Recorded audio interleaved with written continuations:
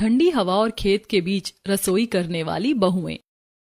गांव का विशाल शामियाना फूलों और लाइटों से सजा है। शहनाइयों की गूंज के बीच पांचों बहनें सुमित्रा, कविता, विमला, प्रीति और निशा दुल्हन के जोड़े में सजी बैठी हुई हैं। तभी अचानक लड़कियों के पिता रघुवीर प्रसाद हाथ उठाकर पंडित को मंत्र पढ़ने से रोक देते हैं। रुक जाओ, ये शादी नहीं होगी। पंडित जी, रोक दीजिए मंत्र। अब यहाँ कोई साथ फेरे नहीं लेंगे। अरे आप ये क्या कह रहे हैं? पांचों बेटियां मंडप में बैठी हैं, होश में तो हो आप। भाई साहब, क्या मजाक है। फेरों का समय निकला जा रहा है और आप ऐसी अनहोनी बात कर रहे हैं। हमसे कोई भूल हुई है क्या? भूल नहीं, गुनाह हुआ है।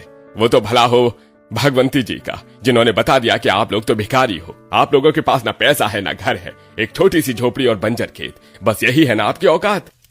मैंने तो बस सच कहा था रघुवीर भाई, झूठ बोलकर किसी की बेटियों की जिंदगी थोड़ी ही नरक करनी थी। सुना आपने? मैं अपनी फूल जैसी पांचों बेटियों को किसी कंगले के घर भेजकर उनका भविष्य मिट्टी में नहीं मिला सकता। बारात वापस ले जाइए। भाई साहब, जुबान को लगाम दीजिए, हमारी पगड़ी मत उछालिए। अगर यहाँ से बारात खाली हाथ लौटी तो बदनामी सिर्फ हमारी नहीं, आपकी बेटियों की भी होगी। मंडप से उठी हुई बेटियों को ये समाज क्या कहेगा, सोचा है आपने क्या? हाँ, ये सही कह रहे। एक साथ पांचों बेटियों का रिश्ता टूटना, हम तो कहीं मुंह दिखाने लायक नहीं रहेंगे। लोग जीने नहीं देंगे हमें। तो क्या करूं? भूखा मार दूं इन्हें? एक झोपड़ी में 5 बहुएं कैसे रहेंगी? इनके पास तो खुद के खाने के लाले हैं। मेरी बेटियों को क्या खिलाएंगे?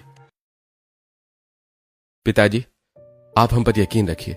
माना कि हम अमीर नहीं हैं, लेकिन हमने अगर शादी का फैसला लिया है तो आपकी बेटियों को भूखा नहीं मरने देंगे। हम भले ही भूखे रह जाएंगे, लेकिन आपकी बेटियां भरपेट खाकर रहेंगी, भरपेट खाकर ही सोएंगी। ये हमारा वादा है। और बाकी सब ऊपर वाले पर छोड़ दीजिए पिताजी। बुजुर्ग कहते हैं कि भगवान इंसान को जागता जरूर भूखा है, लेकिन किसी को भूखा सुलाता कभी नहीं है। वो चिड़ियों को भी चुग्गा देता है, तो क्या हम इंसानों को नहीं देगा?